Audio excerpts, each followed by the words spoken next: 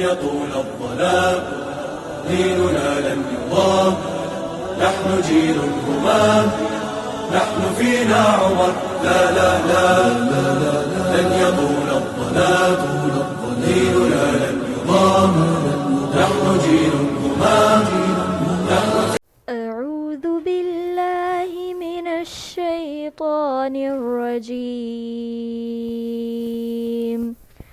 بسم الله الرحمن الرحيم اعوذ باللہ من الشیطان الرجیم بسم اللہ الرحمن الرحیم رب اشرح لی صدری ویسر لی امری واحلل عقدۃ من لسانی یفقہوا قولی ربنا زدنا علما اللہم فقہنا فی الدین ربی یسر ولا تعسر وتمم بالخیر۔ حضرت عمر فاروق رضی اللہ تعالیٰ عنہ کی زندگی کے اہم واقعات کے بارے میں ہم 2 کلاسز سے پڑھ رہے ہیں اور یہ سلسلہ جاری ہے۔ انشاءاللہ اس سلسلے کے کچھ واقعات آج ہم اور پڑھیں گے اور دیکھیں گے کہ کس طرح سے ان کی شخصیت ہمارے لیے مشعل راہ ہے اور ان کی جو خصوصیات ہیں وہ کتنی اہم ہیں کہ ان کو جانا جائے اور ان کی اتباع کی کوشش کی جائے۔ سیدنا عمر رضی اللہ تعالیٰ عنہ نبی کریم صلی اللہ علیہ وسلم کے ارشادات کا انتہائی ادب کرتے تھے، یعنی آپ صلی اللہ علیہ وسلم نے جو کچھ فرمایا اس کا بہت زیادہ ادب ان کے دل میں تھا۔ حضرت عبداللہ بن عمر رضی اللہ تعالیٰ عنہ فرماتے ہیں کہ نبی صلی اللہ علیہ وسلم نے ارشاد فرمایا، جب تم میں سے کسی کی بیوی مسجد جانے کی اجازت طلب کرے تو وہ اسے نہ روکے۔ سیدنا عمر رضی اللہ تعالیٰ عنہ کی بیوی مسجد میں نماز ادا کرتی تھیں، انتظام تھا اس طرح کا کہ خواتین بھی جایا کرتی تھیں۔ تو سیدنا عمر فاروق رضی اللہ تعالیٰ عنہ نے فرمایا، تو جانتی ہے کہ میں کیا چاہتا ہوں؟ بیوی نے عرض کیا کہ اللہ کی قسم میں اس وقت تک مسجد جانے سے نہ رکوں گی جب تک آپ منع نہ کر دیں۔ تو سیدنا عمر فاروق رضی اللہ تعالیٰ عنہ کی شہادت کا جب واقعہ پیش آیا تو وہ اس وقت مسجد ہی میں تھیں۔ ابھی ہم پڑھیں گے انشاءاللہ نیکسٹ کلاس میں پڑھیں گے کہ کس طرح سے حضرت عمر فاروق رضی اللہ تعالیٰ عنہ کو فجر کی نماز کے وقت شہید کیا گیا۔ تو ان کی بیوی اس وقت مسجد میں ہی تھیں، فجر کی نماز مسجد میں ادا کرتی تھیں وہ، تو لہٰذا اس وقت بھی وہ مسجد میں ہی تھیں۔ تو یہ واقعہ سیدنا عمر فاروق رضی اللہ تعالیٰ عنہ کی امور شریعت کی قدردانی اور کتاب و سنت پر عمل پیرا ہونے کی ایک مثال ہے۔ انہوں نے سنت رسول صلی اللہ علیہ وسلم کی خاطر اپنی چاہت کو مغلوب کر لیا تھا، یعنی ان کا ایک یہ تھا کہ عورتیں مسجد جاتی ہیں تو اس طرح سے کہیں یہ نہ ہو کہ وہ بے پردگی ہو، ڈسٹریکشن ہو، تو ان کو روکا جائے۔ لیکن آپ صلی اللہ علیہ وسلم نے جو کہ اجازت دے رکھی تھی لہٰذا انہوں نے اپنی بیوی کو منع نہیں کیا اور ان کو جانے دیا، حتیٰ ہے کہ ان کی شہادت کے وقت بھی وہ مسجد میں موجود تھی۔ سیدنا عمر فاروق رضی اللہ تعالیٰ عنہ ایک رات نماز کے لیے کھڑے ہوئے تو کسی عوامی مسئلے کی وجہ سے بہت پریشان تھے۔ وہ سو سکے نہ نماز پڑھ سکے۔ نماز پڑھ سکنے کا مطلب یہ ہے کہ اس خشوع و خضوع کے ساتھ نماز نہیں پڑھ سکے۔ فرمایا، اللہ کی قسم نہ میں سو سکتا ہوں نہ نماز پڑھ سکتا ہوں، کوئی سورت پڑھتا ہوں تو یاد ہی نہیں رہتا کہ شروع میں ہوں یا سورت کے اختتام پر۔ پوچھا گیا کہ ایسا کیوں ہے؟ تو انہوں نے فرمایا کہ لوگوں کے غم کی وجہ سے، یعنی لوگوں کی مجھے اتنی فکر ہے، ان کی فکر اس وقت میرے اوپر اتنی حاوی ہے کہ میں اپنی نماز سے ڈسٹریکٹ ہوا جا رہا ہوں، جبکہ ان کی نماز ایک مثالی نماز ہوا کرتی تھی۔ اور ہم نے بھی پچھلی کلاس میں پڑھا کہ کس طرح سے وہ راتوں کو نکلتے تھے اور جا کر کے تو لوگوں کی خبرگیری کرتے تھے، اور صرف خبرگیری نہیں کرتے تھے بلکہ اسی وقت ان کی مدد فرماتے تھے، ان کے احوال سے خبردار رہتے تھے۔ سیدنا عمر رضی اللہ تعالیٰ عنہ رات کے درمیانی حصے میں نماز ادا کرنے کے بہت شوقین تھے۔ وہ اپنی عادت کے مطابق نماز پڑھتے تھے۔ جب رات کا آخری حصہ ہو جاتا تو اہل خانہ کو بیدار فرماتے اور کہتے، نماز کے لیے جاگو، نماز کے لیے جاگو، اور پھر یہ آیت تلاوت فرماتے کہ وَأْمُرْ أَهْلَكَ بِالصَّلَاةِ وَاصْطَبِرْ عَلَيْهَا لَا نَسْأَلُكَ رِزْقًا نَحْنُ نَرْزُقُكَ وَالْعَاقِبَةُ لِلتَّقْوَىٰ، اور اپنے اہل و عیال کو نماز کا حکم دیجیے اور خود بھی اس پر قائم رہیے۔ ہم آپ سے رزق نہیں مانگتے، ہم ہی آپ کو رزق دیتے ہیں، اور بہترین انجام تو اہل تقویٰ کے لیے ہے۔ سورہ طٰہٰ کی آیت نمبر 32 ہے جس کی وہ تلاوت فرماتے تھے۔ سیدنا عمر فاروق رضی اللہ تعالیٰ عنہ ان شخصیات میں سے تھے جو تہجد کی نماز بڑی باقاعدگی سے ادا کرتے تھے، مگر اگر کسی وقت کسی رات وہ تہجد کی نماز نہ پڑھ سکتے تو اس کی قضا دن کے وقت کر لیا کرتے تھے۔ سیدنا عمر فاروق رضی اللہ تعالیٰ عنہ سے رسول صلی اللہ علیہ وسلم کا یہ فرمان مروی ہے کہ جس شخص کا رات کا وظیفہ یعنی نفلی نماز یا نفلی اذکار یا قرآن کا کوئی حصہ جس کی اس کو پڑھنے کی رات میں عادت ہو، جس شخص کا رات کا وظیفہ یا اس کا کچھ حصہ رہ جائے وہ اسے فجر اور ظہر کے درمیان مکمل کر لے تو اس کا اجر و ثواب اسی طرح اس کے نامہ اعمال میں لکھ دیا جاتا ہے جیسے اس نے وہ نفل نماز رات کو ہی ادا کی ہو۔ اور یہ صحیح مسلم کی روایت ہے۔ اور اس میں بڑی ہو بعض وقت ہم بہت پریشان ہوتے ہیں کہ ہم نے آج تہجد نہیں پڑھی، ہماری تہجد چھوٹ گئی، اور ہمیں ملال رہتا ہے، کیونکہ جن لوگوں کو عادت ہوتی ہے ان کو واقعی اس بات کا بڑا دکھ ہوتا ہے کہ آج کی تہجد ان سے رہ گئی۔ تو ان کے لیے بڑی ہوپ ہے اس میں کہ اگر رات کی نماز کوئی رہ جاتی ہے یا رات کو کوئی وہ وظیفہ پڑھتے تھے، اذکار کرتے تھے، کچھ تسبیحات پڑھتے تھے، وہ رہ گئیں کسی وجہ سے، کبھی بہت تھکن ہو گئی، کہیں جانا پڑ گیا، کوئی آ گیا، تو وہ فجر اور ظہر کے درمیان لمبا وقت ہوتا ہے، 6-7 گھنٹے 8 گھنٹے کا وقت ہوتا ہے، تو اس وقت میں اپنی ان چیزوں کو اگر مکمل کر لیں تو اللہ تعالیٰ کی رحمت سے امید ہے کہ ان کو پھر وہ اعمال رات میں کرنے کا ثواب مل جائے گا۔ سیدنا عمر رضی اللہ تعالیٰ عنہ کے مزاج میں بے حد عاجزی تھی، وہ اپنے پروردگار سے خوب دل لگا کر دعائیں مانگا کرتے تھے۔ ان کی دعا کے ایک بہت مشہور دعا ہے ان کی، جس کے الفاظ ہیں کہ اللہم اجعل عملی کلہ صالحا ولیوجہک خالصا واجعلہ لوجہک خالصا ولا تجعل لأحد فیہ شیئا۔ اے اللہ میرے سارے کے سارے عمل نیک کر دے، اپنی رضا کے لیے خالص کر دے، اور یہ ذرہ بھر بھی کسی غیر کے لیے نہ ہو۔ اور اسی طرح فرماتے تھے کہ اللہم ان کنت کتبتنی شقیا فامحنی واکتبنی سعیدا فانک تمحو ما تشاء وتثبت۔ اے اللہ اگر تو نے مجھے اپنے ہاں بدبخت لکھ رکھا ہے تو اسے مٹا دے، اور مجھے نیک بخت لکھ دے، تو چیز کو مٹانے اور برقرار رکھنے پر قادر ہے۔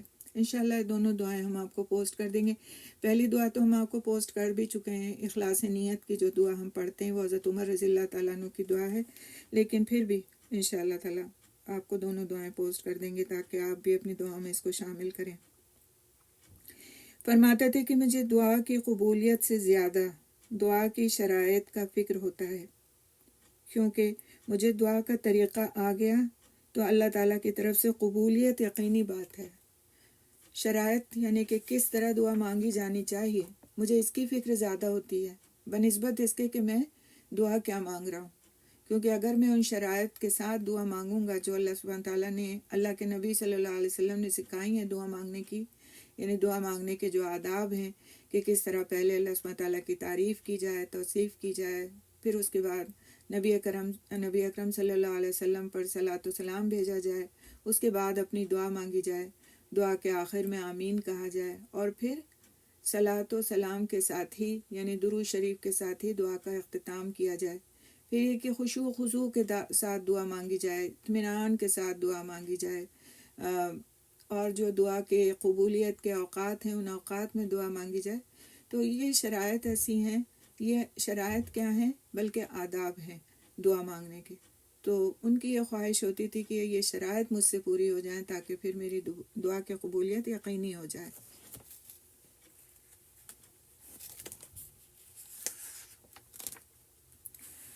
اسی طرح سیدنا عمر رضی اللہ تعالیٰ عنہ وہ اولین شخصیت ہیں جنہوں نے باجماعت نماز تراویح کا اہتمام فرمایا۔ انہوں نے باجماعت تراویح کا حکم تمام شہروں کے حکام کو ارسال فرمایا۔ اس کا سبب یہ تھا کہ ایک دفعہ وہ رمضان المبارک کی ایک رات گھر سے نکلے، مسجد کی طرف آئے، دیکھا کہ لوگ مختلف ٹولیوں کی شکل میں تراویح ادا کر رہے ہیں، کہیں کوئی اکیلا ہی نماز پڑھ رہا ہے تو کہیں ایک مختصر سا گروہ بجماعت تراویح ادا کر رہا ہے۔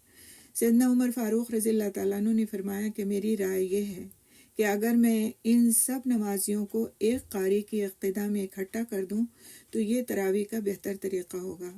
پھر انہوں نے لوگوں کو ایک ہی امام ابی بن کعب رضی اللہ تعالیٰ عنہ کی امامت پر یکجا کر دیا۔ عبد الرحمن بن عبد القاری جو اس واقعے کے عینی شاہد فرماتے ہیں، پھر میں دوسرے دن سیدنا عمر فاروق رضی اللہ تعالیٰ عنہ کے ساتھ گھر سے نکلا تو دیکھا لوگ ابی بن کعب کی اقتداء میں تراویح ادا کر رہے ہیں۔ سیدنا عمر رضی اللہ تعالیٰ عنہ نے فرمایا، یہ نیا طریقہ کتنا اچھا ہے، جو لوگ سو رہے ہیں وہ رات کے آخری حصے میں تراویح ادا کریں گے، وہ جاگنے والوں سے بہتر ہیں۔ لوگ بہرحال رمضان میں رات کے ابتدائی حصے میں قیام کرتے تھے، اور یہ صحیح بخاری کی روایت ہے۔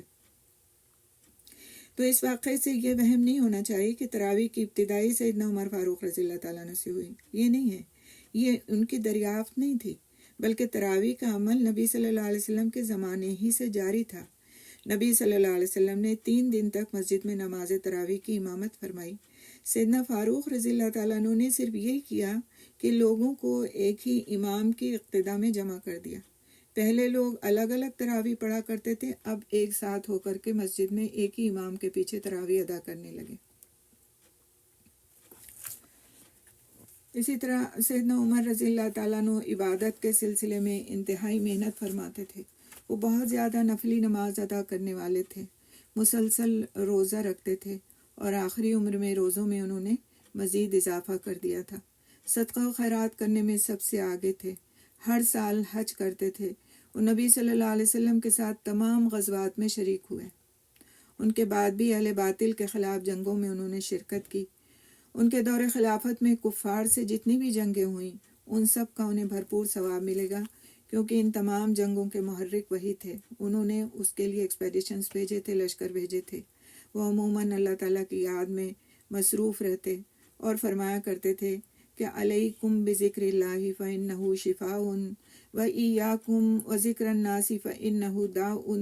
اللہ کا ذکر کثرت سے کیا کرو، اس میں شفا ہے۔ لوگوں کا ذکر چھوڑ دو، اس میں بیماری ہے۔ وہ یہ بھی فرماتے تھے خذوا بحظکم من العزلۃ، کچھ خلوت نشینی کی بھی عادت ڈالو، یعنی کچھ دیر خاموش رہ کر، الگ بیٹھ کر اپنا بھی محاسبہ کیا کرو، اپنے رب کے ساتھ اپنے تعلق کو مضبوط کیا کرو۔ حج کے بارے میں کہا جاتا ہے کہ سیدنا عمر فاروق رضی اللہ تعالیٰ عنہ اپنے پورے دور خلافت میں مسلسل ہر سال حج کرتے رہے۔ سیرت نگاروں کے مطابق انہوں نے 9 یا 10 حج کیے۔ سیدنا عمر رضی اللہ تعالیٰ عنہ نے حج کے انتظامات پر بہت خصوصی توجہ دی۔ حج کی تعلیم و تربیت کے لیے خصوصی عملے کا تقرر فرمایا۔ یہ بہت بڑی انہوں نے ایک جس کو کہتے ہیں طریقہ تعلیم، ایک جس کو ایجاد کیا، ایک بڑے مقصد کے لیے اس طریقہ تعلیم کو ایجاد کیا، اس تربیت کے طریقوں کو ایجاد کیا کہ اس میں خاص طور پر حجاج کرام کی عملی تربیت کی جائے، اور ریاست کے تمام ذمہ دار حکام کے لیے درج ذیل امور کو لازم قرار دیا کہ لوگوں کو حج کے اوقات سے آگاہ رکھنا اور حج کے مشاعر کی طرف سفر کی نگرانی کرنا، شریعت کے مطابق لوگوں کو مناسک کے حج کی تعلیم دینا، حج کے دوران میں اپنے فرائض ادا کرنا، شرعی ارکان حج کی پیروی کرنا، نماز کی امامت کرانا اور لوگوں کی دینی رہنمائی کرنا۔ یہ کن کے ذمہ لگایا انہوں نے یہ کام؟ کہ ریاست کے جتنے بھی ذمہ دار حکام تھے وہ سارے کے سارے یہ کام کریں گے۔ ان کاموں پر ان کو مامور کیا باقاعدہ۔ تو اس سے یہ بات پتہ چلتی ہے کہ حج کے لیے جانے والوں کی تربیت اور تعلیم کتنی اہم ہے، کہ اس کے لیے انہوں نے کوئی یہ نہیں کہ جس کا جہاں چاہے جو چاہے مسئلہ جا کے معلوم کر لے، دریافت کر لے، اپنے طور پر وہ کام کر لے۔ باقاعدہ جو ریاست کے اہم حکام تھے ان کے سپرد یہ کام لگایا کہ حجاج کرام کی اس طرح ان کو تربیت کرنی ہے۔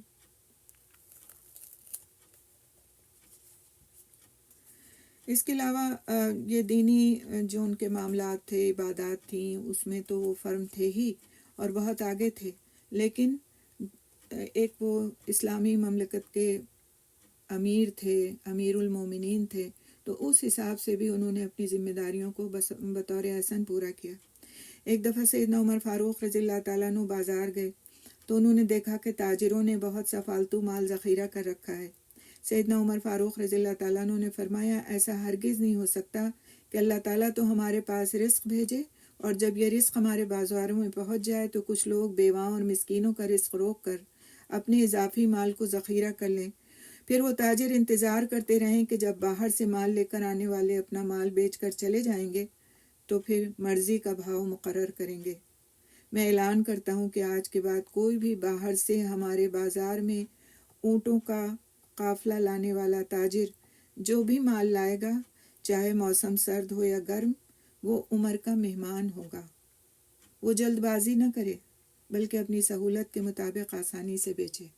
تو انہوں نے تاجروں کو ایک طرح کی سہولت عطا کی تاکہ جو ذخیرہ اندوزی کا کام چل رہا ہے کہ لوگ جمع کر لیتے مال اور بعد میں تاجروں کے جانے کے بعد اس کو اونچے داموں پر بیچتے ہیں، جس سے ان لوگوں کے لیے پریشانی کا باعث ہوتا ہے جو غریب غربا ہیں۔ تو انہوں نے باقاعدہ ان کے لیے مہمان خانوں کا انتظام کر دیا کہ اب وہ سکون سے رہیں، سکون سے اپنا وقت یہاں گزاریں اور اپنا مال بیچیں۔ اس طرح انہوں نے ذخیرہ اندوزی کو ختم کرنے کی کوشش کی۔ اسی طرح سے سیدنا فاروق رضی اللہ تعالیٰ عنہ بازار میں تجارت کرنے والوں پر بہت کڑی نظر رکھتے تھے، انہیں شریعت کے مطابق معاملات طے کرنے کی ترغیب دیتے تھے۔ انہوں نے بازاروں کے احوال کی دیکھ بھال کے لیے بہت سے نگران مقرر کر رکھے تھے۔ انہوں نے صاحب بن یزید کو مدینے کے بازار اور عبداللہ بن عتبہ بن مسعود کو دیگر بازاروں کا نگران مقرر فرمایا تھا۔ سیدنا عمر رضی اللہ تعالیٰ عنہ بازاروں کے معاملات میں سخت ترین احتساب کا اہتمام فرماتے تھے، یعنی بہت سخت حساب لیتے تھے۔ بازار میں جو کچھ چل رہا ہے وہ اس سے غفلت نہیں کرتے تھے کہ جس کی جو مرضی آئے جس مول پہ چاہے بیچ رہا ہے، خراب مال بیچ رہا ہے، اچھا بیچ رہا ہے، نہیں، وہ اس کی پوری نگرانی فرماتے تھے۔ وہ اپنا درہ سنبھال کر بنفس نفیس بازاروں کا دورہ کرتے تھے اور جو تاجر سزا کا مستحق ہوتا اسے ادب سکھاتے۔ حضرت انس بن مالک رضی اللہ تعالیٰ عنہ فرماتے ہیں کہ میں نے سیدنا عمر فاروق رضی اللہ تعالیٰ عنہ کو ایک ازار میں ملبوس دیکھا، یعنی صرف ایک چادر جو ان کے نچلے بدن کو ڈھانکے ہوئے تھی، اور اس میں 14 پیوند لگے ہوئے تھے۔ 14 پیوند، ایک پیوند چمڑے کا تھا۔ وہ ہاتھ میں اپنا درہ اٹھائے اس حالت میں بازاروں میں چکر لگا رہے تھے کہ سوائے اس پیوند لگے ازار کے ان کے بدن پر کوئی قمیص تھی، نہ گرمی سے بچاؤ کے لیے سر پر لپیٹنے کی کوئی چادر تھی، اور یہ تھے امیر المومنین۔ تو یہ کام کون کر سکتا ہے؟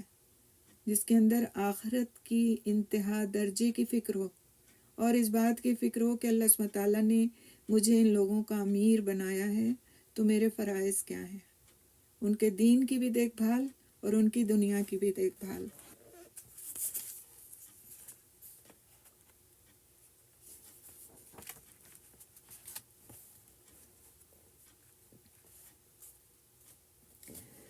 کچھ واقعات انشاءاللہ ہم اور دیکھیں گے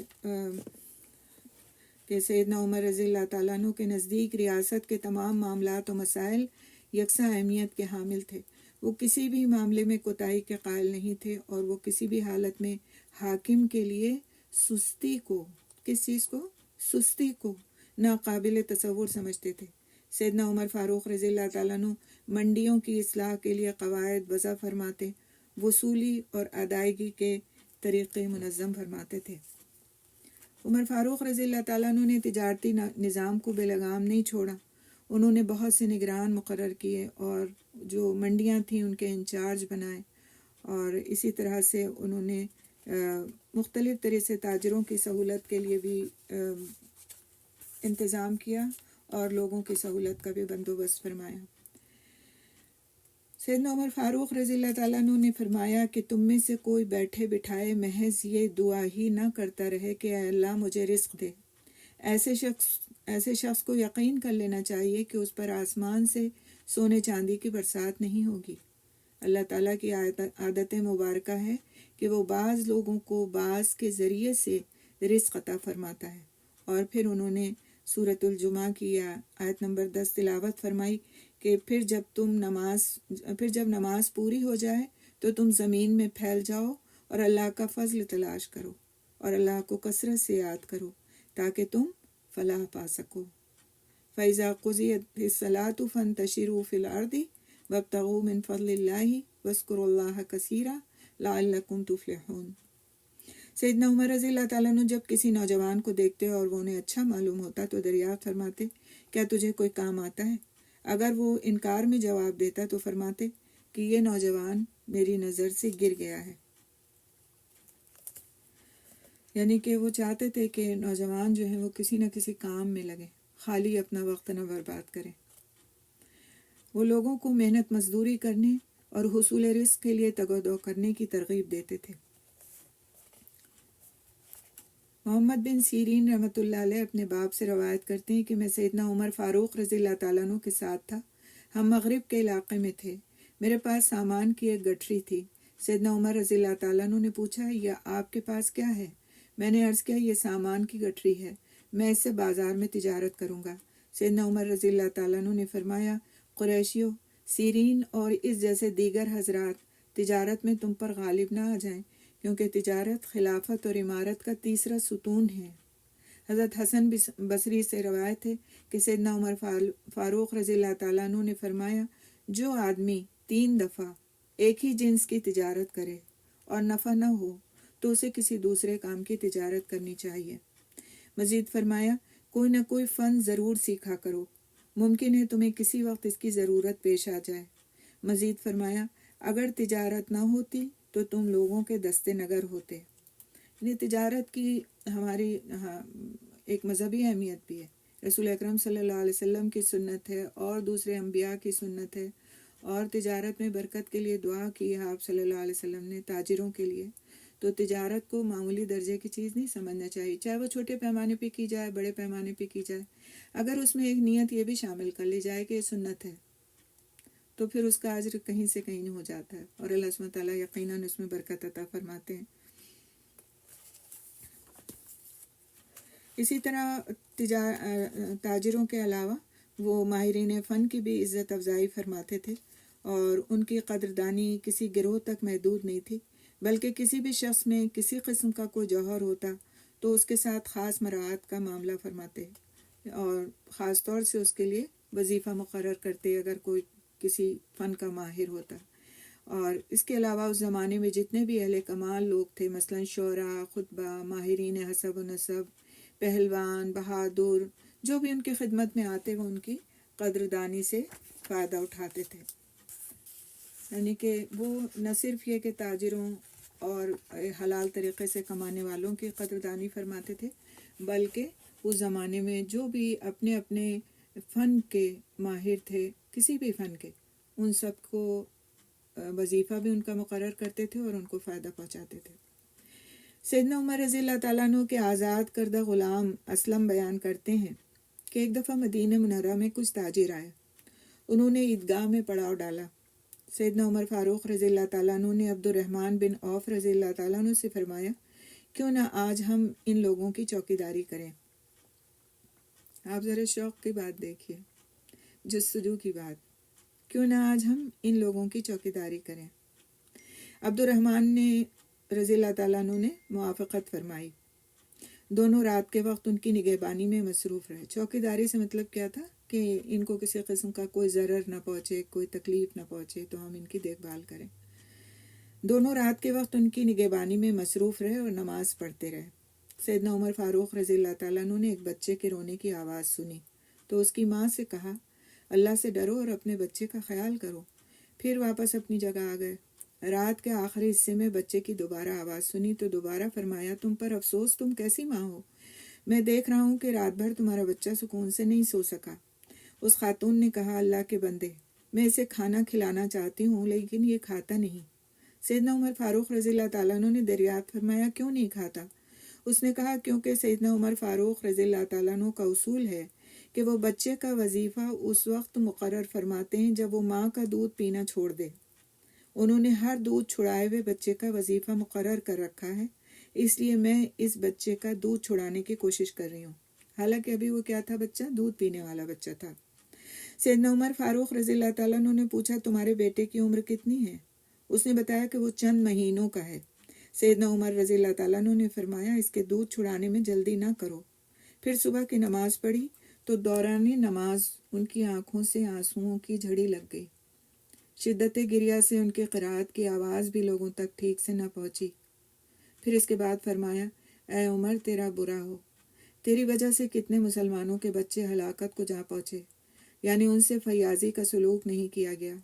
پھر ایک منادی کو حکم کیا کہ وہ اعلان کرے کہ لوگوں، اپنے بچوں کا دودھ چھڑانے میں جلد بازی سے کام نہ لو، ہم ہر مسلمان بچے کا وظیفہ مقرر کیے دیتے ہیں۔ یہ حکم نامہ انہوں نے پوری اسلامی ریاست کے حکام کو ارسال کر دیا۔ سبحان اللہ، ان کی جو یہ رات کے وقت کی گشت تھی، اس نے ان کو بہت سے امور سلطنت میں فائدہ پہنچایا۔ اب ایسا بھی تو ہو سکتا تھا کہ کوئی بچہ رو رہا ہے تو رو رہا ہے، ہم سے کیا، بھئی کوئی ماں ہے نہیں بہلا پا رہی ہے اپنے بچے کو، لیکن انہوں نے پوری تحقیق کی، اور جب بات ان کے سامنے آئی کہ دودھ پیتے بچوں کو وظیفہ نہیں ملتا، اس لیے یہ ماں یہ کوشش کر رہی ہے کہ اس بچے کا دودھ چھوٹے یا کھانا کھائے تو اس کا بھی وظیفہ مقرر ہو، تو اس کا ان پر اتنا اثر ہوا کہ صبح کی نماز ان کی جو تھی وہ رونے کی نظر ہو گئی، روتے رہے اور اپنے آپ کو ملامت کرتے رہے کہ یہ میں نے کیسا اصول بنا دیا تھا، اور پھر فوراً اس کی اصلاح کی۔ ایک دفعہ سیدنا عمر فاروق رضی اللہ تعالیٰ عنہ نے تازہ مچھلی کھانے کی خواہش ظاہر فرمائی۔ ان کے غلام یرفا نے جلدی سے سواری پکڑی، 2 راتیں جانے اور 2 واپس آنے میں صرف کی، کیونکہ ظاہر ہے مدینہ منورہ میں تو کوئی سمندر ہے نہیں، اور مچھلیوں سے بھرا ہوا ایک بڑا ٹوکرا خرید کر لایا۔ یرفا بھی اپنی سواری کا پسینہ پوچھ رہا تھا کہ اسے سیدنا عمر رضی اللہ تعالیٰ عنہ نے دیکھ لیا۔ فوراً فرمایا، عمر کی خواہش پوری کرنے کے لیے ایک جانور کو اس قدر تکلیف اٹھانا پڑی، اللہ کی قسم عمر اسے نہیں چکھے گا۔ یعنی پھر انہوں نے سارا کا سارا صدقہ کر دیا اور اپنی ذات کے لیے اسے نہیں رکھا۔ سیدنا عمر رضی اللہ تعالیٰ عنہ کے خادم اسلم بیان کرتے ہیں کہ ایک دفعہ میں سیدنا عمر فاروق رضی اللہ تعالیٰ عنہ کے ساتھ رات کو گشت کر رہا تھا کہ حضرت عمر فاروق رضی اللہ تعالیٰ عنہ تھک گئے، آدھی رات سے زیادہ وقت گزر چکا تھا، وہ کچھ دیر سستانے کے لیے ایک دیوار سے ٹیک لگا کر کھڑے ہو گئے۔ اچانک ایک عورت کی آواز سنائی دی، وہ اپنی بیٹی سے کہہ رہی تھی، دودھ میں کچھ پانی ملا دو۔ لڑکی نے کہا کہ اماں جان، کیا آپ کو امیر المومنین کے حکم کا علم نہیں ہے؟ تو ماں نے پوچھا وہ کیا ہے؟ بیٹی نے کہا ان کی طرف سے اعلان ہوا ہے کہ آئندہ کوئی شخص دودھ میں پانی نہ ملائے۔ ماں نے کہا تم دودھ میں پانی ملا دو، یہاں نہ عمر فاروق دیکھ رہے ہیں نہ اعلان کرنے والا۔ اس لڑکی نے کہا کہ نہیں اماں جان، اللہ کی قسم یہ ہرگز نہیں ہو سکتا کہ میں لوگوں کے سامنے تو ان کی اطاعت کروں اور علیحدگی میں نافرمانی کی مرتکب ہوں۔ سیدنا عمر فاروق رضی اللہ تعالیٰ عنہ یہ ساری باتیں غور سے سن رہے تھے۔ اسلم سے فرمایا، اس دروازے پر ایک علامتی نشان لگاؤ اور اس جگہ کو یاد رکھو۔ پھر آگے چل دیے۔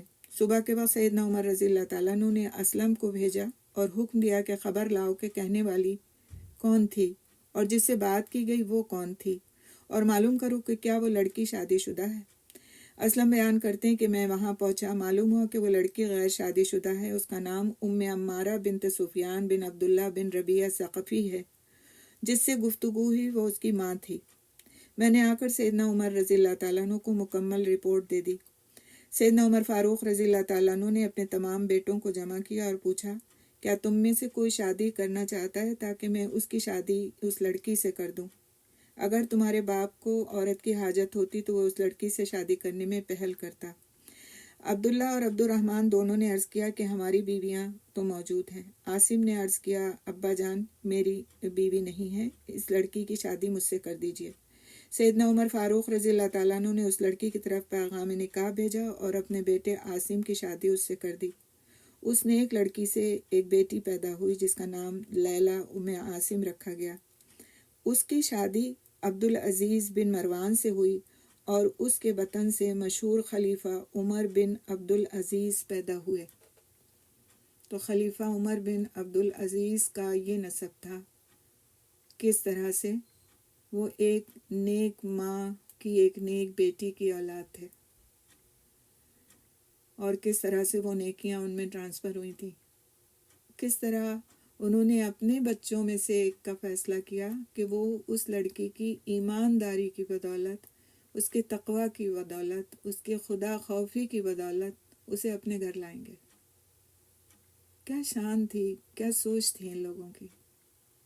ہمیں تو کسی کے بارے میں ساری خوبیاں پتہ بھی چل جائیں نا، ہم کہتے ہیں ہماری سوچ اور ہی کچھ ہوتی ہے کہ پتہ نہیں یہ مزید اس میں کوالٹیز ہیں جو ہم چاہتے ہیں ہمارے خاندان میں دیکھی جاتی ہیں، وہ کوالٹیز ہیں بھی کہ نہیں ہیں۔ انہوں نے اور کسی چیز کی پرواہ نہیں کی کہ اتنی خوف خدا والی لڑکی ہے تو پھر اس کی خوبیاں تو پھر کہیں سے کہیں ہوں گی، اور انہوں نے اسے اپنے خاندان میں شامل کرنے کا فیصلہ کر لیا۔ تو یہ رات کے گشت ان کے بہت اہم واقعات پر مشتمل ہے۔ آگے ہم دیکھتے ہیں انشاءاللہ تعالیٰ کچھ اور واقعات کو۔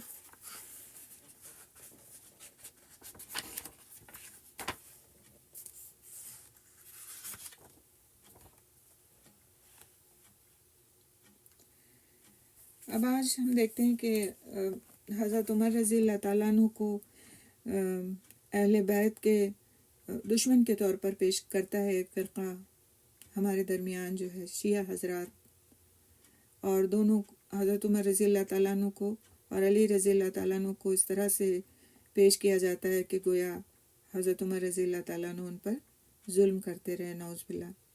یہاں پر ہم دیکھتے ہیں اس تعلق کو کہ ان دونوں کے درمیان کس درجے میں ہم آہنگی تھی۔ سیدنا عمر اور حضرت علی رضی اللہ تعالیٰ عنہ کے درمیان مکمل ہم آہنگی پائی جاتی تھی۔ حضرت علی رضی اللہ تعالیٰ عنہ نے اپنی بیٹی ام کلثوم جو سیدہ فاطمۃ الزہرا رضی اللہ تعالیٰ عنہ کے بطن سے تھیں، ان کا نکاح بھی ان سے کیا تھا، یعنی حضرت عمر رضی اللہ تعالیٰ عنہ سے۔ سیدنا علی رضی اللہ تعالیٰ عنہ نے سیدنا عمر رضی اللہ تعالیٰ عنہ سے محبت کی وجہ سے اپنے ایک بیٹے کا نام عمر رکھا۔ سیدنا عمر رضی اللہ تعالیٰ عنہ کی طرح انہیں سیدنا ابو بکر اور عثمان رضی اللہ تعالیٰ عنہ سے بھی بہت محبت تھی، اسی لیے انہوں نے اپنے ایک بیٹے کا نام ابو بکر اور ایک کا نام عثمان رکھا۔ کوئی بھی شخص اپنے بچوں کے نام انہی شخصیات کے نام پر رکھتا ہے جن کے بارے میں اس کے دل میں خاص طور پر احترام ہوتا ہے۔ اسی طرح سیدنا علی رضی اللہ تعالیٰ عنہ حضرت عمر رضی اللہ تعالیٰ عنہ کے سب سے زیادہ قابل اعتماد مشیر تھے۔ وہ ان سے اپنے ہر چھوٹے بڑے معاملے میں ضرور مشورہ کرتے تھے۔ انہوں نے بیت المقدس کی فتح، مدائن کی جنگ نہاوند، نیز فارسیوں اور رومیوں سے جہاد کے آغاز اور سن ہجری کی ابتدا جیسے معاملات میں حضرت علی رضی اللہ تعالیٰ عنہ سے مشورہ فرمایا۔ حضرت علی رضی اللہ تعالیٰ عنہ زندگی بھر حضرت عمر رضی اللہ تعالیٰ عنہ کے مشیر خاص رہے۔ حضرت علی رضی اللہ تعالیٰ عنہ سیدنا عمر کے زبردست خیر خواہ تھے۔ وہ ہر آن اسی فکر میں رہتے تھے کہ کہیں عمر رضی اللہ تعالیٰ عنہ کسی پریشانی میں مبتلا نہ ہو جائیں۔ عمر رضی اللہ تعالیٰ عنہ بھی علی رضی اللہ تعالیٰ عنہ سے انتہائی محبت فرماتے تھے اور ان کے درمیان مکمل اعتماد کا رشتہ تھا۔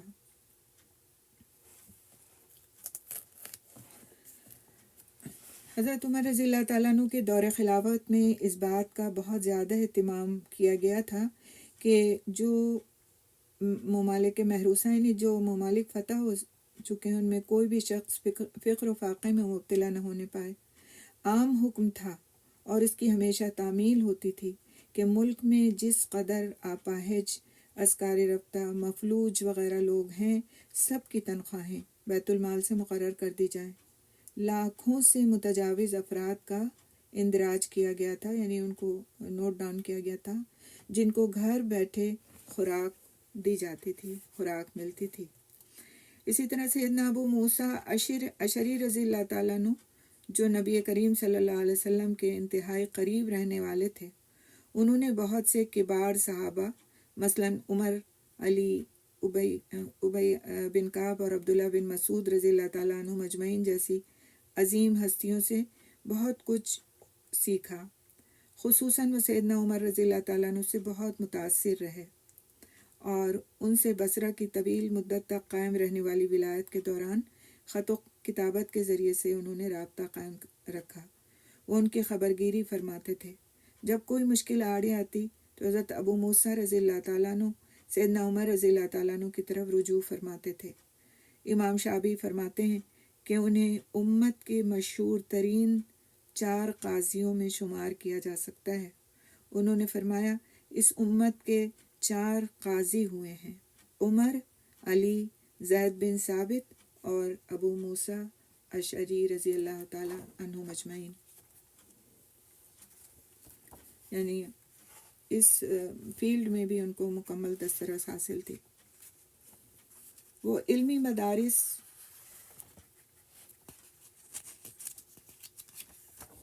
آگے ہم دیکھتے ہیں کہ عہد فاروقی میں جو علم کے تعلق سے، علم کے حوالے سے کیا کام کیے گئے، اور حضرت عمر فاروق رضی اللہ تعالیٰ عنہ نے اس سلسلے میں کیا پیش رفت فرمائی۔ جب شام کا علاقہ فتح ہوا تو یزید بن ابی سفیان نے عمر بن خطاب رضی اللہ تعالیٰ عنہ کو لکھا کہ شام کی آبادی بہت بڑھ گئی ہے، دور دور تک شہروں کے شہر لوگوں سے بھر گئے ہیں۔ اب ایسے معلمین کی بہت زیادہ ضرورت ہے جو انہیں قرآن کی تعلیم دیں اور شرعی مسائل سے آگاہ کریں۔ اس مقصد کے لیے آپ میری مدد فرمائیں۔ یہ خط پڑھ کر عمر رضی اللہ تعالیٰ عنہ نے معاذ بن جبل، عبادہ بن صامت اور ابو درداء رضی اللہ تعالیٰ عنہ کو شام روانہ فرمایا اور انہیں تاکید فرمائی کہ تم سب سے پہلے حمص شہر سے تعلیم کا آغاز کرنا۔ تم وہاں مختلف طرح کے لوگ پاؤ گے، ان میں سے بعض علم کے فوری حصول کی زیادہ بہتر استعداد رکھنے والے ہوں گے اور بعض کم۔ تم سب سے پہلے ایسے ہی لوگوں کو تعلیم کے لیے منتخب کرنا۔ جب تمہیں تسلی ہو جائے کہ ان لوگوں نے سیکھ لیا ہے تو تم میں سے ایک آدمی وہاں رکا رہے اور دوسرا جو ہے وہ آگے دمشق اور تیسرا فلسطین چلا جائے۔ انہوں نے ایسا ہی کیا۔ وہ سیدھے حمص پہنچے اور جب انہیں اطمینان ہو گیا کہ لوگ مناسب علمی سطح پر پہنچ گئے ہیں تو عبادہ بن صامت وہاں رک گئے، جبکہ ابو درداء رضی اللہ تعالیٰ عنہ دمشق اور معاذ رضی اللہ تعالیٰ عنہ فلسطین کی طرف روانہ ہو گئے۔ اس سے ان کی ایک یہ جو واقعہ ہے کہ اس طرح انہوں نے بھیجا اور اس طرح سے لوگوں کو بتایا کہ وہ پڑھائیں، اور پڑھانے کے بعد وہ وہیں رکے نہیں رہیں یا واپس نہیں آئیں بلکہ اور آگے چلتے جائیں اور علم بانٹتے جائیں۔ تو اس سے ان کی اس بات کا اظہار ہوتا ہے کہ ان کے اندر کس طرح کسی بھی کام کو منظم طریقے سے چلانے کی ایک صلاحیت تھی، اور وہ کام کو ایسے ہی بس لوگوں کو ڈیلیگیٹ کر کے چھوڑ نہیں دیتے تھے، بلکہ آگے تک کی پلاننگ ان کے سامنے رکھتے تھے تاکہ ان کے پاس سیٹ گولز ہوں اور وہ ان گولز کو اچیو کرنے کے لیے محنت کریں۔ تو کوئی بھی کام شروع کرتے وقت اگر پوری پلاننگ کی جاتی ہے تو پھر وہ کام آگے چلتا ہے اور ایک مخصوص وقت تک پھر وہ اپنے گول تک پہنچ جاتا ہے۔ تھوڑا بہت اونچ نیچ ہوتی ہے، آگے پیچھے ہوتا ہے، لیکن ایک گول سیٹ ہوتا ہے تو اس گول تک پہنچ جاتا ہے، انسان اپنے مقصد تک پہنچ جاتا ہے، اس مقصد کو حاصل کر لیتا ہے۔ اور اگر ہم کوئی بھی کام ہیپیزڈلی شروع کرتے ہیں جس میں نہ کوئی ٹائمنگ کا کوئی اتا پتہ ہوتا ہے نہ کسی چیز کا، تو پھر وہ کام بعض وقت یا تو ادھورا رہ جاتا ہے اور یا پھر اس میں وہ کوالٹی نہیں آ پاتی۔ تو ہمیشہ علم حاصل کرنے کے لیے ہم لوگ دنیاوی علم حاصل کرنے کے لیے تو گول سیٹ کرتے ہیں، اتنے سال تک پڑھنا ہے، اتنے سال تک بچوں کو پڑھانا ہے، اتنے سال میں اسکول ہو جائے گا، پھر ہائی اسکول ہو جائے گا، پھر یونیورسٹی ہو جائے گی۔ لیکن دین کا علم حاصل کرنے کے لیے جو ہے نا ہم گول سیٹ نہیں کرتے، کوئی بھی اپنے ذہن کے اندر یہ بات نہیں رکھتے کہ ہمیں اس عرصے میں یہ کام کر لینا ہے۔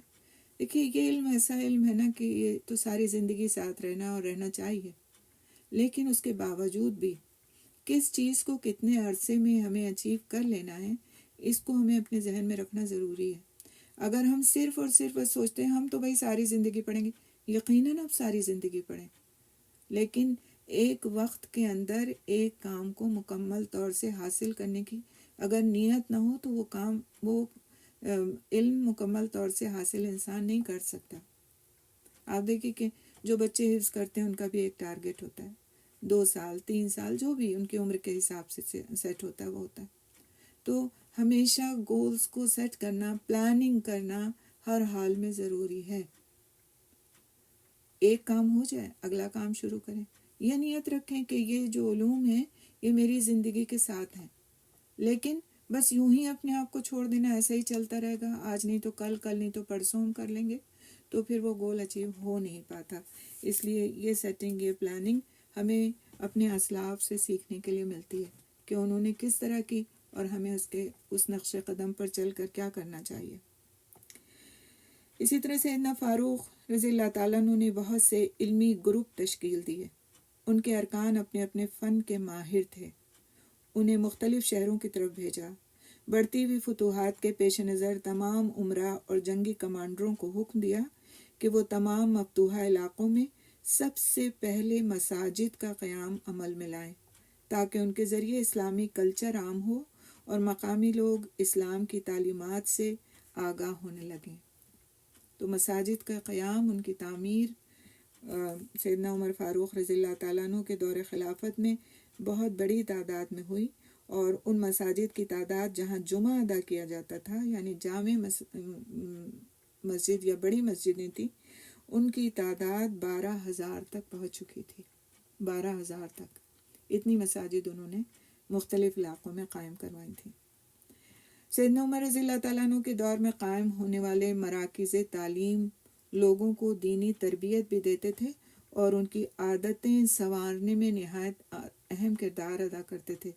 پھر جب محسوس کیا گیا کہ مساجد سے الگ بچوں کی تعلیم کے لیے علیحدہ تدریسی مراکز ہونا چاہیے تو حضرت عمر رضی اللہ تعالیٰ عنہ نے الگ سے بھی درسگاہیں تعمیر کرائیں اور بچوں کی تعلیم و تربیت کے لیے خصوصی اساتذہ مقرر فرمائے.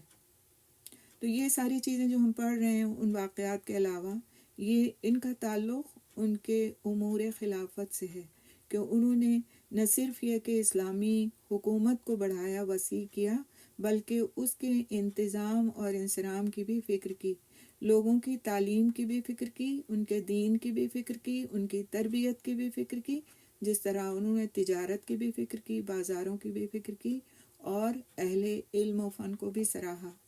تو یہ ساری چیزیں ایک شخص کی ذہنی پلاننگ، اس کے خوف خدا، اس کی جو ایک بالکل الگ ہی صلاحیت تھی انتظام کرنے کی اور خلافت کی اور لوگوں کو سمجھنے کی اور لوگوں کو سمجھانے کی، اس کی ہمیں بالکل ایک جیتی جاگتی مثال ان کی شخصیت کے اندر نظر آتی ہے اور ایک مکمل شخصیت ابھر کر سامنے آتی ہے جو واقعی امیر المومنین ہونے کے لائق تھی. سیدنا ابو موسیٰ رضی اللہ تعالیٰ عنہ جب مدینہ منورہ تشریف لائے تو زیادہ وقت سیدنا عمر رضی اللہ تعالیٰ عنہ کے ساتھ رہتے تھے. ابو بکر بن ابو موسیٰ سے روایت ہے کہ ایک دن ابو موسیٰ رضی اللہ تعالیٰ عنہ سیدنا عمر رضی اللہ تعالیٰ عنہ کے پاس عشاء کے وقت تشریف لائے. انہوں نے پوچھا آپ اس وقت کیسے آئے؟ ابو موسیٰ نے عرض کیا کہ آپ سے کچھ باتیں کرنے آیا ہوں. سیدنا عمر رضی اللہ تعالیٰ عنہ نے فرمایا اس وقت؟ تو ابو موسیٰ رضی اللہ تعالیٰ عنہ نے عرض کیا جی ہاں، کچھ علمی باتیں کرنا ہے. سیدنا عمر فاروق رضی اللہ تعالیٰ عنہ بیٹھ گئے. دونوں دیر تک باہم گفتگو کرتے رہے. پھر ابو موسیٰ رضی اللہ تعالیٰ عنہ نے فرمایا امیر المومنین نماز کا وقت ہو گیا ہے. سیدنا عمر رضی اللہ تعالیٰ عنہ نے فرمایا اب بھی ہم نماز ہی میں تھے. گویا علمی گفتگو ان کے نزدیک عبادت ہی میں شمار ہوتی تھی. علمی گفتگو کس چیز میں شمار ہوتی تھی؟ عبادت میں شمار ہوتی تھی. لہٰذا علم حاصل کرنے کا عمل گویا ایک عبادت ہے. آج آپ کا جو کچھ تھوڑا سا وقت میں نے لیا ہے اور مجھ سے تاخیر ہوئی آنے میں آپ کی کلاس میں اور آپ بیٹھے رہے جم کر کے تو آپ عبادت ہی کرتے رہے تو آپ خوش ہو جائیں، ملال نہ کریں کہ آج ہمارا وقت ضائع ہوا. سیدنا عمر رضی اللہ تعالیٰ عنہ نے حرم مکی میں بھی چند تبدیلیاں کی. انہوں نے بیت اللہ کے ساتھ ملا ہوا مقام ابراہیم دیوار سے ذرا دور ہٹا دیا اور وہاں نصب کرایا جہاں وہ آج کل موجود ہے تاکہ طواف کرنے اور نماز پڑھنے والوں کو آسانی رہے. پھر اس پر ایک مضبوط اور محفوظ شیشے نما گنبد بنا دیا. تو آج جو ہم دیکھتے ہیں مقام ابراہیم کی شکل وہ حضرت عمر رضی اللہ تعالیٰ عنہ نے اس کو کروایا تھا. بعد میں ظاہر ہے اس کی مرمت ہوتی رہی، اس کو ٹھیک کیا جاتا رہا، اس کو تبدیل کیا جاتا رہا، لیکن یہ ہوا کام ان کے زمانے میں تھا کہ انہوں نے ایک مضبوط اور محفوظ اس پر شیشے نما گنبد بنا دیا تھا اور اس کو اس طرح تھوڑا دیوار سے الگ کر کے لگوایا تھا تاکہ جو لوگ طواف کریں ان کے راستے میں وہ نہ آئے اور ان کو رکاوٹ نہ ہو. حضرت عمر رضی اللہ تعالیٰ عنہ نے حرم مکی کے ارد گرد بہت سے گھر خرید لیے اور انہیں حرم میں شامل کر دیا. یعنی کہ وہ گھر خرید کر کے پھر ان کو وہاں سے ہٹا دیا گیا، گھروں کی جگہ صاف کر کے، اور لوگوں کے لیے آسانی کی گئی تاکہ وہاں پر لوگوں کو عبادت کرنے میں ایک کھلی جگہ مل سکے. بیت اللہ کا غلاف ایام جاہلیت میں چمڑے سے تیار کیا جاتا تھا. رسول اکرم صلی اللہ علیہ وسلم نے عمدہ یمنی کپڑے کا غلاف چڑھایا اور اس کے بعد حضرت عمر فاروق رضی اللہ تعالیٰ عنہ نے قباتی طرز کا غلاف چڑھایا. قباتی طرز کا کیسا تھا وہ غلاف؟ یہ باریک اور سفید کپڑا تھا جو مصر میں تیار ہوتا تھا. یعنی مصر میں بہت اعلیٰ درجے کا کپڑا تیار کیا جاتا تھا اس دور میں، تو اس کپڑے کا غلاف وہ تیار کروایا کرتے تھے. سیدنا عمر رضی اللہ تعالیٰ عنہ نے مسجد نبوی صلی اللہ علیہ وسلم میں توسیع کرائی. انہوں نے حضرت عباس بن عبد المطلب رضی اللہ تعالیٰ عنہ کا گھر مسجد نبوی صلی اللہ علیہ وسلم میں شامل کر دیا. مسجد نبوی 10 ہاتھ قبلے کی جانب، 20 ہاتھ غربی جانب اور 70 ہاتھ شمالی جانب وسیع کر دی گئی. ساری مسجد کی تعمیر دوبارہ اینٹوں اور کھجور کی ٹہنیوں سے کی گئی. لکڑی کے ستون لگائے گئے، چھتیں ٹہنیوں سے تیار کی گئیں اور اسے اوپر سے ڈھانپ دیا گیا تاکہ لوگ بارش سے محفوظ رہ سکیں. سیدنا عمر رضی اللہ تعالیٰ عنہ نے مسجد کو سرخ یا زرد رنگ کرنے سے منع کر دیا، مبادا نمازیوں کی توجہ میں خلل انداز ہو. مسجد مٹی سے بنائی گئی اور کنکریاں بچھا کر اس کا فرش تیار کیا گیا تاکہ یہ فرش نمازیوں کے لیے صاف ستھرا اور چلنے والوں کے لیے باسہولت رہے. اسی طرح سیدنا عمر رضی اللہ تعالیٰ عنہ نے مکے اور مدینے کے درمیان پورے راستے میں مسافروں کے لیے انتہائی سہولت بخش انتظامات فرمائے تاکہ دوران سفر میں ان کی ضرورتیں آسانی سے پوری ہو سکیں. انہوں نے آب رسانی کا خاص طور پر اہتمام فرمایا، جگہ جگہ پانی فراہم کرنے کے ٹھکانے بنوائے. اس طرح ایک جگہ سے دوسری جگہ پہنچنے والوں کو پانی آسانی سے میسر آنے لگا. اپنے دور خلافت میں سرزمین عراق میں انہوں نے ایک نہر کھدوائی. اس کی لمبائی 3 فرسخ تھی. یہ نہر خور سے بصرہ تک چلی گئی تھی. اس سے دریائے دجلہ کا پانی بصرہ تک پہنچا دیا گیا.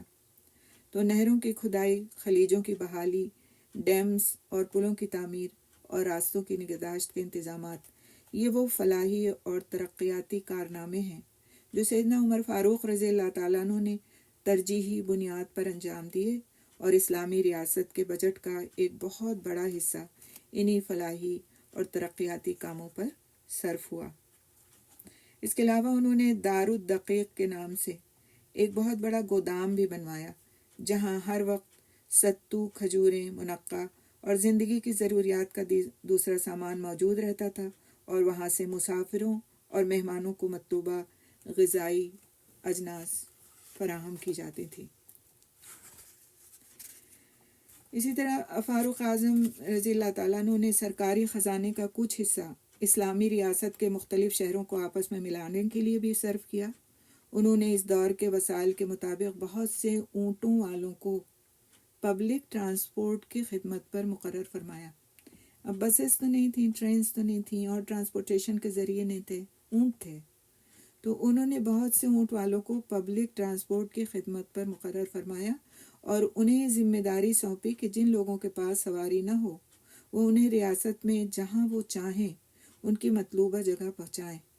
انہوں نے جزیرہ شام اور عراق کے مابین سفری سہولتوں کا خاص طور پر اہتمام فرمایا. تو اب ان ساری چیزوں کو دیکھنے سے ہمیں اندازہ ہوتا ہے کہ کس طرح انہوں نے اپنی رعایا کا خیال رکھا.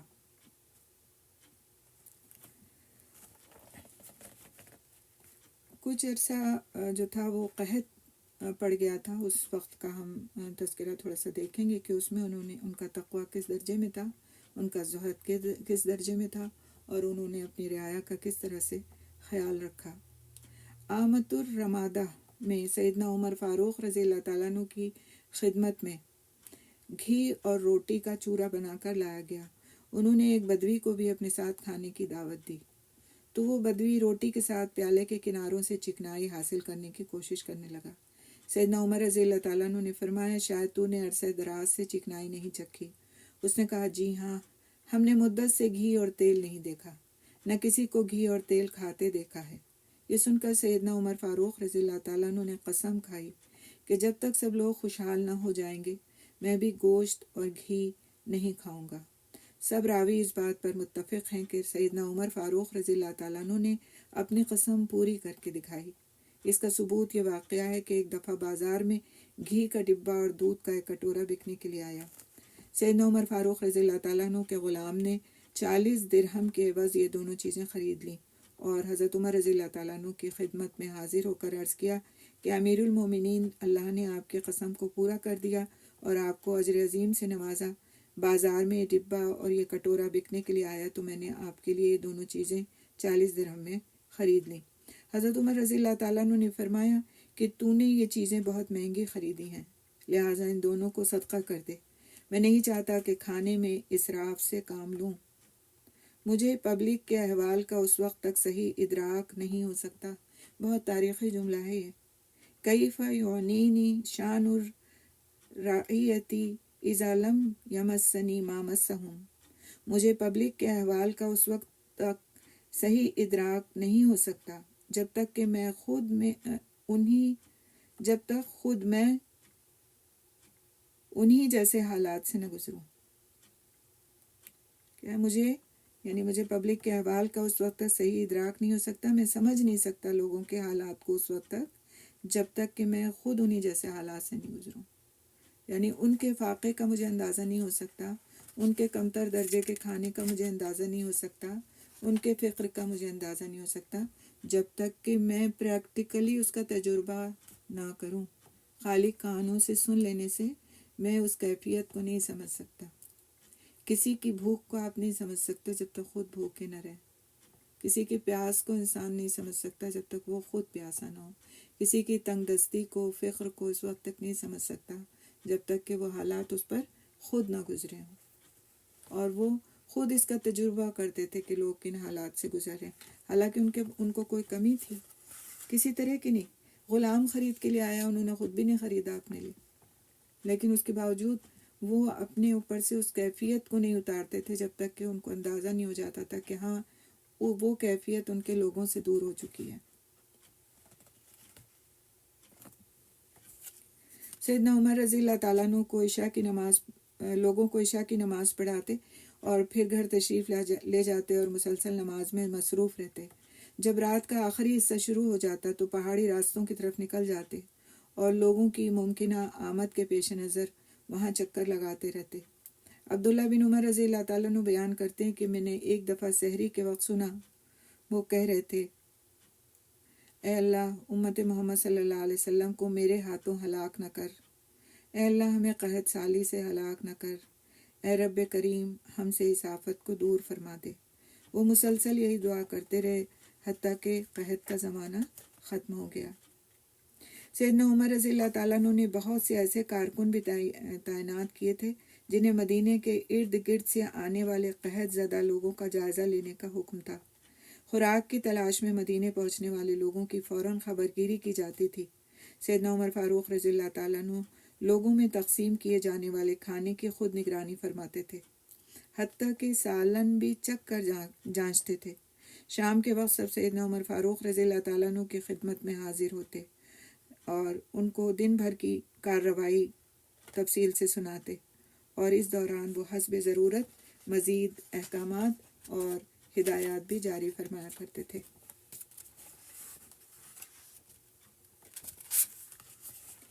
سیدنا عمر رضی اللہ تعالیٰ عنہ نے ارشاد فرمایا علم کی اہمیت اور فضیلت کے بارے میں کہ بلا شبہ آدمی اپنے گھر سے ایسی حالت میں نکلتا ہے کہ اس پر تہامہ کے پہاڑوں جیسے گناہ ہوتے ہیں۔ بہت اہمیت کی باتیں ہیں، خاص طور سے علم کے چاہنے والوں کے لیے، طالب علموں کے لیے، آپ جیسے لوگوں کے لیے۔ سیدنا عمر رضی اللہ تعالیٰ عنہ نے کیا ارشاد فرمایا، بلا شبہ آدمی اپنے گھر سے ایسی حالت میں نکلتا ہے کہ اس پر تہامہ کے پہاڑوں جیسے گناہ ہوتے ہیں، مگر جب وہ علم حاصل کرتا ہے تو اس کی برکت سے وہ اللہ تعالیٰ سے ڈر جاتا ہے، اللہ کی طرف لوٹتا ہے اور توبہ کرتا ہے۔ پھر جب گھر لوٹتا ہے تو اس پر کوئی گناہ باقی نہیں رہتا۔ لہٰذا تم علماء کی مجلسوں سے دور نہ رہا کرو، تم علماء کی مجلسوں سے دور نہ رہا کرو۔ سبحان اللہ، کتنی حوصلہ افزائی والی بات ہے نا ایک طالب علم کے لیے۔ فرماتے کوئی شخص اس وقت تک عالم نہیں بن سکتا جب تک وہ اپنے سے بڑے عالم سے حسد کرتا رہے، اپنے سے چھوٹے عالم کو حقیر سمجھتا رہے اور اپنے عمل کا معاوضہ لیتا رہے۔ یعنی اگر کوئی 3 باتیں ہیں تو ایسے شخص کو عالم نہیں کہا جا سکتا۔ کیا کیا ہیں وہ 3 باتیں؟ کہ جو اس سے بڑا عالم ہے اس سے وہ حسد کرتا ہو کہ مجھ سے زیادہ کیوں جانتا ہے، اور اس کو لیٹ ڈاؤن کرنے کی کوشش کرتا ہو۔ دوسرا کیا ہے کہ اپنے سے جو کم علم ہے اس کو وہ حقیر سمجھتا ہو، اس کو کسی خاطر میں نہیں لاتا ہو، اور پھر اپنے اس پڑھانے لکھانے کا، لوگوں تک علم پہنچانے کا معاوضہ لیتا ہو۔ دیکھیے ایک معاوضہ لینا مختلف چیز ہے کہ انسان اپنا وقت دیتا ہے، وہ اس کی تنخواہ لیتا ہے، وہ دنیا کا کوئی کام کرتا ہے تو اس کا بھی وہ لیتا ہے اجر، لیکن ایک ہوتا ہے کہ لالچ کے تحت یا اس تحت کہ بس میں لوگوں کو دین کا علم دے رہا ہوں، میں ہوں، لہٰذا لوگوں کا فرض بنتا ہے کہ بس وہ میری خدمت کرتے رہیں اور مجھے جو ہے نوازتے رہیں. تو یہ جو انٹینشن ہے یہ غلط انٹینشن ہے، اس طور پر معاوضہ لینا نہیں چاہیے. اس کے علاوہ کیا فرمایا کرتے تھے کہ اگر علم تمہیں نفع نہیں دے گا تو نقصان بھی نہیں پہنچائے گا. یعنی کسی ایسی چیز کا علم تم نے حاصل کیا ہے کہ اس سے تمہیں کوئی خاص نفع نہیں ہوا تو اس سے تمہیں نقصان بھی نہیں ہوگا. اور فرمایا کرتے کہ 1000 عابدوں کی موت ایک ایسے عالم سے کم نقصان دہ ہے جو حلال اور حرام کا علم رکھتا ہو، کیونکہ جب وہ علم رکھے گا تو ظاہر اسے دوسروں تک بھی پہنچائے گا. فرماتے قرآن کے برتن اور علم کے چشمے بن جاؤ. یا فرماتے بڑا خوبصورت ان کا یہ جملہ ہے، قرآن کے برتن اور علم کے چشمے بن جاؤ اور اللہ تعالیٰ سے روزانہ رزق کی التجا کرو. اگر زیادہ رزق نہ بھی ملا تب بھی تمہیں کوئی نقصان نہ ہوگا. یعنی مطلب کیا ہے کہ اگر تم علم کے بانٹنے والے ہوگے، قرآن کے حامل ہوگے، قرآن تمہارے اندر ہوگا، تو اگر رزق تم کو مانگنے کے باوجود کم بھی ملے گا تو بھی تم نقصان میں نہیں رہو گے، کیونکہ تم علم کا سر چشمہ ہو جو علم بانٹ رہا ہے. جیسے پانی کے چشمے سے لوگ فیضیاب ہوتے رہتے ہیں اور وہ چشمہ چلتا رہتا ہے اور اس کے پانی میں کمی نہیں آتی. جس طرح حامل قرآن خود قرآن پڑھ کر کے بھی فیض اٹھاتا ہے اور دوسروں تک پہنچا کر کے بھی فیض اٹھاتا ہے، تو اگر اس کا رزق کم بھی ہے، اس کو دنیاوی نعمتیں کم بھی ملی بھی ہیں، تو بھی وہ نقصان میں نہیں ہے. فرمایا کرتے علم سیکھو اور لوگوں کو سکھاؤ، متانت اور وقار سے رہنا سیکھو. بہت خوبصورت بات ہے یہ، علم سیکھو اور لوگوں کو سکھاؤ، متانت اور وقار سے رہنا سیکھو. متانت اور وقار سے رہنا کیا ہے؟ یعنی ڈگنیفائڈ طریقے سے رہنا سیکھو. یہ نہیں کہ بہت بڑھ بڑھ کے بول رہے ہیں، یہ بالکل تکبر اختیار کر رکھا ہے کہ بولتے ہی نہیں. جس سے تم نے علم سیکھا ہے اس کی عزت کرو، اور جس نے تم سے علم سیکھا ہے اس کا بھی احترام کرو. یعنی ایک ٹیچر کے لیے اس کے اسٹوڈنٹس اہم ہیں اور اسٹوڈنٹس کے لیے ان کا ٹیچر اہم ہے، اور دونوں کے لیے ضروری ہے کہ ایک دوسرے کا احترام کریں. نہ ٹیچر اس کبر میں مبتلا ہو کہ میں نے ان کو کچھ سکھایا ہے تو وہ میرے لیے کچھ نہیں ہیں، حقیر ہیں، نعوذ باللہ. اور نہ اسٹوڈنٹس کے لیے یہ جائز ہے کہ وہ پھر اپنے ٹیچر کا ادب اور احترام نہ کریں. دونوں کے لیے ایک دوسرے کا ادب اور احترام ضروری ہے، کیونکہ ٹیچر کس کو پڑھائے گا اگر اسٹوڈنٹس نہیں ہوں گے؟ تو ٹیچر کے لیے بھی ضروری ہے کہ وہ اپنے اسٹوڈنٹس کا احترام کرے. متکبر علماء نہ بنو کہ تمہارا علم تمہاری جہالت کی عکاسی کرنے لگ جائے. یعنی کبر جو ہے وہ سمجھ لیں آپ کے علم کا ایک طرح سے دشمن ہے. اگر پڑھنے لکھنے کے بعد انسان کے اندر ہمبلنس نہیں آتی، تحمل نہیں آتا، اپنے آپ کو اپنی ذات میں عاجزی نہیں آتی، تو گویا پھر اس کا علم جو ہے وہ اس کے لیے مصیبت ہے، اس کے لیے راحت اور درجات کی بلندی کا باعث نہیں ہو سکتا. اسی طرح فرمایا کرتے کہ علماء کرام کو لغزش سے محتاط، سیدنا عمر رضی اللہ تعالیٰ عنہ علماء کرام کو لغزش سے محتاط رہنے کی تلقین کرتے تھے اور فرماتے تھے کہ عالم کی لغزش، منافق کا قرآن کریم کے دلائل لے کر بحث و مباحثہ کرنا، اور گمراہ پیشوا کی قیادت، یہ تینوں اسلام کی عمارت کو منہدم کر دیتے ہیں، یعنی گرا دیتے ہیں. کیا کیا چیزیں؟ عالم کی لغزش، یعنی اگر کسی عالم سے کوئی غلطی ہو جائے، اسی طرح سے کوئی منافق شخص ہو اور وہ قرآن کے دلائل کو لے کر بحث و مباحثہ کرے، یعنی وہ دین کو فروغ دینے کے لیے قرآن کو پڑھ کر نہیں سنا رہا ہے، بلکہ اس کے اندر منافقت ہے اور وہ بحث و مباحثہ کرنے کے لیے قرآن کی آیات کو استعمال کر رہا ہے. اور اسی طرح گمراہ پیشوا کی قیادت، یعنی پیشوا خود ہی گمراہ ہے، لیڈر خود ہی گمراہ ہے اور وہ لوگوں کو لیڈ کر رہا ہے.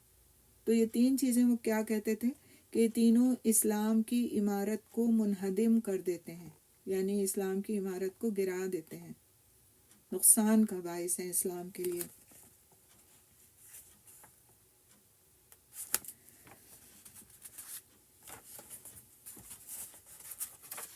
5 منٹ اور انشاءاللہ آپ کے لیں گے، کچھ تھوڑی سی چیزیں انشاءاللہ ہم اور دیکھ لیتے ہیں۔ سیدنا عمر رضی اللہ تعالیٰ عنہ سابقہ عمال اور حکام کا بہت احترام فرماتے تھے۔ یہ سابقہ یعنی پہلے گزرے ہوئے۔ خلافت راشدہ کے پورے دور پر ہمیں یہی چھاپ نظر آتی ہے۔ حضرت خالد بن ولید رضی اللہ تعالیٰ عنہ کو جب شام کا گورنر بنا کر بھیجا گیا تو انہوں نے امامت نماز میں ابو عبیدہ رضی اللہ تعالیٰ عنہ سے مقدم ہونے سے انکار کر دیا، اور جب سیدنا عمر رضی اللہ تعالیٰ عنہ نے خالد بن ولید کو شامی افواج کی کمان سے معزولی کا حکم بھیجا تو ابو عبیدہ نے اس خبر کو چھپائے رکھا، یہاں تک کہ انہیں دوسرا حکم نامہ موصول ہوا۔ جب خالد بن ولید کو اس معاملے کی اطلاع ملی تو وہ ابو عبیدہ بن جراح رضی اللہ تعالیٰ عنہ سے اس بات پر ناراض ہوئے کہ آپ نے یہ معاملہ کیوں چھپایا۔ ڈاکٹر عبدالعزیز عمری بیان کرتے ہیں کہ میں نے اپنے پورے مطالعے کے دوران میں سیدنا فاروق رضی اللہ تعالیٰ عنہ کے کسی والی کو اپنے سے پہلے کسی والی کی تذلیل کرتے یا اس کی چغلی کرتے نہیں پایا، بلکہ وہ اپنے پہلے ہی خطبے میں ان کی تعریف اور خوبیاں بیان کرتے تھے۔ آج کے دور میں کیا ہوتا ہے، پہلے والے لیڈر کی برائیاں اچھالی جاتی ہیں اور پھر اپنی خوبیاں بیان کی جاتی ہیں، لیکن ان کے عمال اپنے سے پہلے والے حکام کی ہمیشہ تعریف کرتے تھے، ان کا احترام کرتے تھے۔ کیوں؟ اس لیے کہ ان کی تربیت حضرت عمر رضی اللہ تعالیٰ عنہ نے اسی نہج پر کی تھی۔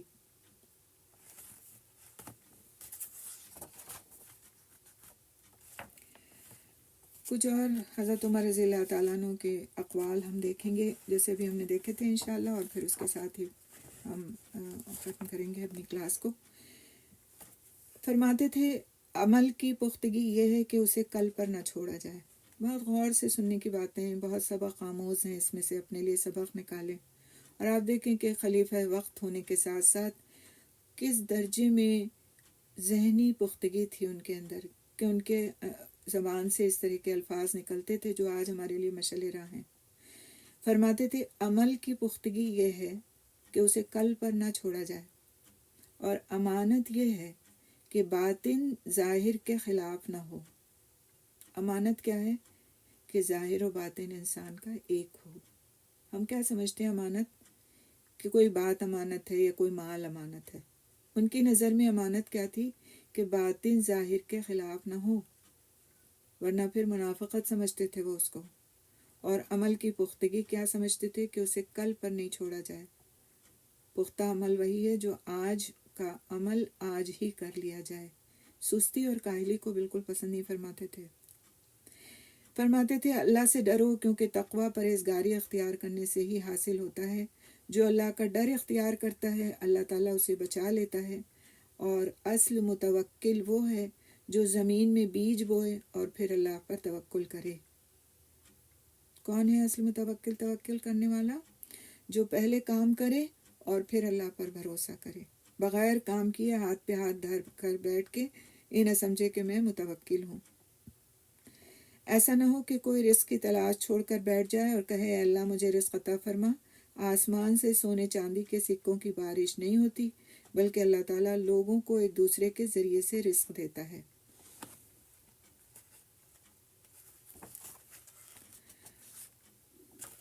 تاریخ انسانی میں کم شخصیات ایسی ہوئی ہیں جو انسانی نفسیات کو سیدنا عمر رضی اللہ تعالیٰ عنہ جتنا سمجھتی ہوں۔ آپ فرمایا کرتے تھے کہ جب تم دیکھو کہ کوئی عالم دنیا سے محبت کرتا ہے تو ایسے شخص سے دین کے معاملے میں رہنمائی لینے سے احتیاط کرو، کیونکہ ہر محبت کرنے والا اپنی محبوب چیز کے بارے میں ہی سوچ بچار کرتا ہے۔ یعنی اگر کوئی دنیا سے محبت کرتا ہے تو اس کی جو سوچ بچار کا محور ہے وہ دنیا ہی ہوگی نا۔ تو اگر تم دیکھو کہ کوئی عالم دنیا سے محبت کرتا ہے تو دین کے معاملے میں اس سے مت رہنمائی لو، وہ تمہاری صحیح رہنمائی نہیں کر پائے گا۔ اور فرمایا کرتے تھے کہ نادر اور عمدہ بات جہاں سے بھی ملے اسے دل و دماغ میں محفوظ کر لو، کیونکہ یہ عمدہ باتیں سرداری اور بادشاہی تک پہنچا دیتی ہیں۔ حکمت کی باتوں سے بڑے بڑے مراتب اور اہداف حاصل ہوتے ہیں، یعنی گولز اچیو کیے جا سکتے ہیں۔ مغیرہ بن شعبہ رضی اللہ تعالیٰ عنہ کو کوفے کا گورنر بناتے وقت سیدنا عمر رضی اللہ تعالیٰ عنہ نے فرمایا، مغیرہ یاد رکھنا نیک لوگوں کو تم سے کوئی خوف نہیں ہونا چاہیے، اور فساق اور فجار پر تمہارا رعب اور ڈر ہونا چاہیے، یعنی نیک لوگوں کے ساتھ تمہارا معاملہ نرمی کا، اور فاسق اور فاجر لوگوں کے ساتھ تمہارا معاملہ سختی کا ہونا چاہیے۔ ٹھیک ہے، یہیں پر ہم رکتے ہیں، انشاءاللہ تعالیٰ پھر ہم نیکسٹ کلاس میں آگے چلیں گے اور مزید چیزیں پڑھیں گے، اور انشاءاللہ تعالیٰ حضرت عمر رضی اللہ تعالیٰ عنہ کے سلسلے کی جو اسباق ہم نے پڑھے ہیں پھر اس کو ہم ختم بھی کریں گے انشاءاللہ، اور آپ کی شہادت کا واقعہ اور پھر حضرت عثمان غنی رضی اللہ تعالیٰ عنہ کی خلافت کی ابتدا نیکسٹ کلاس میں ہم کریں گے انشاءاللہ۔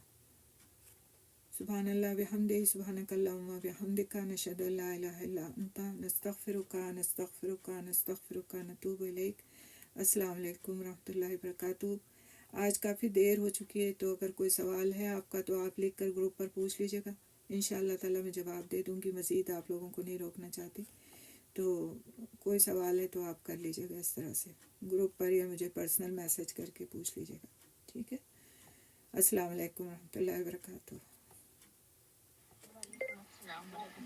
یہ آگے